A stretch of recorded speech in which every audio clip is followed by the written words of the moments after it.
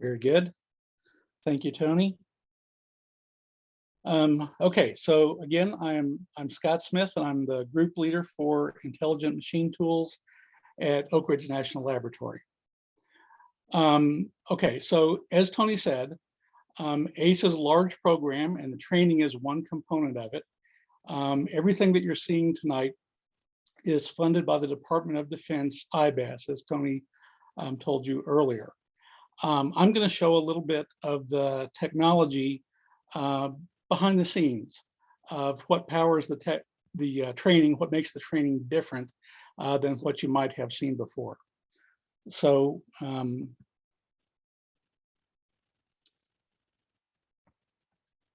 okay, so why are machine tools important?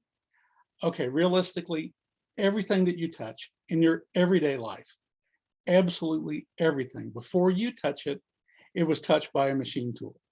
Machine tools either directly make, or they make the tools that make everything. And I just have some examples here of different kinds of components that are made by machine tools. In the middle on the top, you see the mold for the tread of a shoe. In the middle, you see turbine blades, like from a jet aircraft engine. On the left is another aircraft component. This one's from a C-17. Next to that, you see a bearing for rotating components. Right of that is our extrusion dies for making the drinking tube for a Camelback hydration system, if you've ever used one of those. Top right, you see an engine block, for example. Down and to the left of that is the mold for a soda bottle. I actually am using one of those currently. There's my soda bottle. And those are made in millions and millions. And we can do that because of the tooling. Contact lenses just below that. One of the reasons that contact lenses became inexpensive and disposable is because we got good at making the tooling to make those. Tooling like this is used to make, for example, the toys that you find in a Happy Meal. And although the tooling itself is expensive, it allows the production of parts in such large numbers that those toys can be included when you buy a hamburger. So, okay, realistically, these machine tools touch nearly everything that you encounter in your everyday life. And the US still consumes a lot of machine tools. We're the #2 consumer of machine tools in the world, behind China. But we don't really produce them anymore. So we are, if you look at the number of machine tools that we produce, and that's on the right, we are farther down in the pack. Now, this wasn't always the case. If you look at this chart, this is world machine tool production, and it goes back to 1961, incidentally, the year that I was born. And in the 60s, you can see that the US dominated the world machine tool production. US is the light blue line in this graph. But, that hasn't been the case. We haven't been the leader in machine tool production since about 1981. And we are down there in the pack with Italy and South Korea. So why is that important? Okay, we need a lot of machine tools, and because we don't make them domestically, it means that we have to compete for them on the world market. I think that's really a serious problem, and it got shown to us pretty explicitly during COVID. And all of a sudden, we need the tooling to make personal protective equipment. And that means that we need the machine tools to make the tooling to make personal protective equipment. And we have to compete for it on the world market. Well, guess what? Everybody else wants those machine tools too at the same time. And it meant that the lead time on tooling to make the personal protective equipment was 6 months to a year, right? That's unacceptable in time of COVID. Now, what's true in COVID is true for all kinds of other things, and we start to see it more recently as well. Automobiles, we had trouble getting microelectronic chips. If anybody tried to buy a washer or a dryer recently, a microwave oven, there are supply chain issues across all of manufacturing in the US at the moment. This has been a concern for the Department of Defense for some time. There was an executive order 13806 about assessing the strength of the supply chain. There's a report that was issued in response to that. It's publicly available. If you haven't read it, it's very interesting reading. It calls out machine tools specifically as an area of concern. So that's the motivation behind what we're doing. Now, the work that the DoD is funding at Oak Ridge National Laboratory, I'll say falls into three big buckets. And the first one is making better use of the existing installed machine tool base. So in the US, there are about 30,000 machine shops scattered across the country. Most of them are pretty small. Something like 80% of them have fewer than 100 employees. They have equipment on the floor now. So what can we do to help them be more competitive with the machines that they have on their floor right now? And I think this activity is an emergency. And we are working very hard on this one. And some of the stuff that I'm going to show you, which is also reflected in Tony's training, is directed specifically at this. What can we do to make better use of the existing installed machine tool base? The second big bucket of category that we work in is creating new machines for the things that we want to do. So these are machine tools that don't really exist yet, but it's possible to make machines like this for future needs. And that would include things like hybrid machine tools, meaning additive processes and subtractive processes in the same workspace, or machines for making freeform optics. It used to be that optical components had to be flats or spheres or rotationally symmetric. And realistically, we can make optical components now in nearly any shape that you would like, and in difficult materials like silicon carbide, for example. The third big category is also reflected in what Tony has done, and that's workforce development. Now, a lot of people, when they say workforce development, they mean training operators of machine tools. And I mean that too, and that's really important. But I mean more than that. I mean also the designers of machine tools and the NC programmers and the people who write the NC programming software and the people who make instrumentation for making measurements and the people who do data analytics and the entrepreneurs who are going to start new companies. And everything from people who don't have high school diplomas yet, all the way up to people who have PhDs and beyond. That whole chain needs repair. We spent a fair bit of time making the case that this was a bad career choice, and that was never true. These are terrific, interesting, exciting jobs, and so we are trying to work on rebuilding that supply chain. Okay, so I'm going to show you a little bit of the technology that's behind some of the course that Tony has put together. If you have had a machining course in the past, if you did any NC programming, almost certainly that course was focused on the geometry. Now, geometry is really important, but the software assumes that the tool is a cylinder and the workpiece is a prism in milling. And as long as the cylinder moves past the prism in all the right places, then you're done. But that's not how it works. And when we get onto the shop floor, we encounter physics that really matter. So we're constrained by the available torque, power, stiffness of the machine tool, surface finish matters, chemistry matters. The length of the tool matters. The number of flutes on the tool matters. And so, we're actually encouraged to do things that make the process non-repeatable. I'm going to say that the individual components that we use are optimized by the manufacturers. The tool makers optimize the tools, the holder makers optimize the holders, the machine tool builders optimize the machine tools.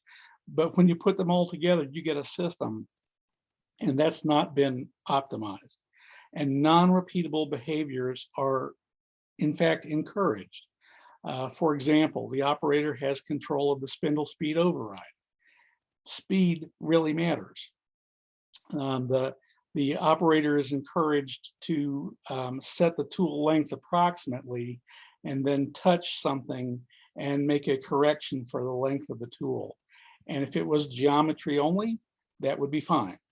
But if stiffness matters, you know, long tools are not as stiff as short tools are. Right now, people who use machine tools rely on experience and intuition or catalog estimates for the choices on how to use the tools. And we don't really know what the system can do.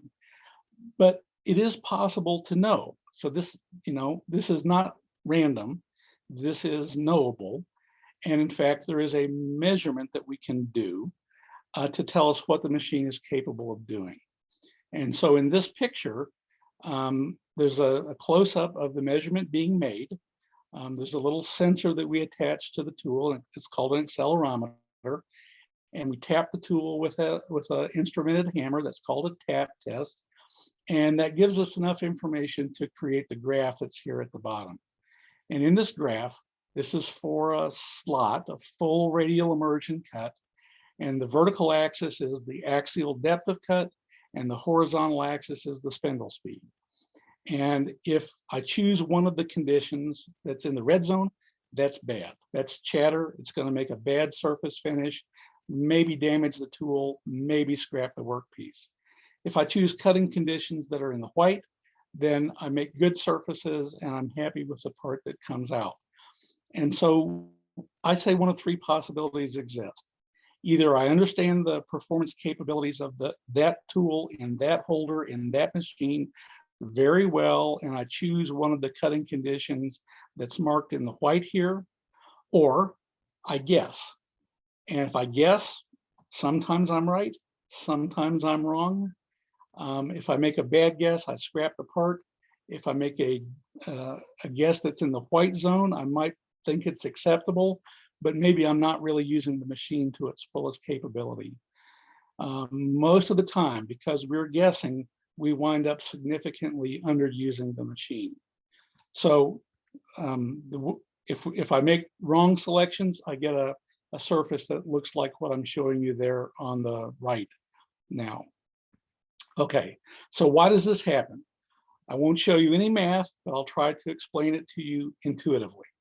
So the machine tool is stiff. The cutting tool in the machine is stiff, but it's not infinitely stiff. And so the cutting force, the force that's caused by removing the chip from the workpiece causes a deflection of the tool. So the tool is vibrating and the tool is rotating. And what counts is the interaction between the passage of the teeth and the vibration of the tool, right? The rotation and the vibration together count. So if I can get the timing right, so that the teeth, each tooth hits the workpiece in the same part of the motion, I can get a really nice smooth surface.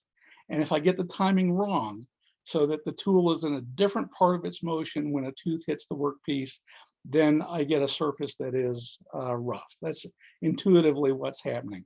And so on that picture that I showed you earlier, where the big white zones are, that's where the vibration and the tooth passage are lined up. One wave, one cycle of motion in between each tooth, or two cycles of the motion between each tooth, or 3 cycles, 4 cycles, and so on down the chart. So this is measurable, this is knowable, but it requires some things to be done that are not really common in many machine shops. And the main thing is that I have to be repeatable. So I need to set the tool length the same every time. It doesn't mean I need to know what the tool length is. It means I need to repeatably set it to the same length. I need to have the same number of flutes. I need to have the same tool geometry. I need the same, excuse me, torque on the retention knob. The torque on the collet nut matters. If I have a drawbar, the drawbar force matters. The torque on the retention knob matters, because if I over tighten it, it makes the back end of the tool holder swell a little bit, and that changes the fit, that changes the performance, and so on. So I need to get repeatable. Now, it's not that hard. We set all of the torques with torque wrenches. We measure all of the lengths of the tools, and we set them repeatably. And we don't do things that are random, right? Random procedures produce random results. Okay, so get repeatable, test the tools, or have the testing done. Now that's really interesting. That's a place that we've gone. How would one get such testing done? Well, we've partnered with MSC to create a dashboard. So many of you know MSC. They're a supplier for machine shops, and they make these measurements. So we trained their people how to make the measurements, and what they provide to the customer is a dashboard. So this is the same information that was in the graph that I showed you previously, but it's a little more intuitive. So the spindle speed is on the speedometer. Good stable places are marked in green. Places where there's chatter are marked in red. Places where I'm getting close are marked in yellow. And you might think about that like the warning track in baseball, right? I'm getting close to a bad zone. I really don't want to get there. So as an NC programmer, my job is to choose conditions that put that needle in the middle of one of those big green zones. On the right, you can see that there's a picture of the tool and some sliders that let me change the axial and radial depths of cut. And then this graph updates itself automatically. So MSC makes the measurement, the data powers this dashboard, the customer owns the dashboard, and the NC programmer uses it to select cutting conditions that will be stable, but also fully utilize the machine tool right out of the gate. Now the measurement is straightforward. The kit is pretty small. It used to be larger, but now it's something that you can fit in your pants pocket. You can see it there on the right. Hammer, accelerometer, some data acquisition cables, and software will run on any PC. It'll even run on the PC that's on the controller of the machine tool. So right now, MSC has some 150 people around the country who are making these measurements and are equipped with the kits. So far, on average, anytime that they make a measurement like this, they are improving the material removal rate of that tool in that more than a factor of 4. Not 4%, more than a factor of 4 on average. And so this is a huge change in productivity, and I think it's gone a long ways to helping the existing machine shops be more competitive with their existing machine tools. Now, in Tony's course, this information is included, and you do choose cutting conditions that are good ones and cutting conditions that are bad ones, and you can experience what happens when you make those choices online on a virtual machine tool before you actually get on the shop floor. And I'll stop there and be happy to take any questions that you all might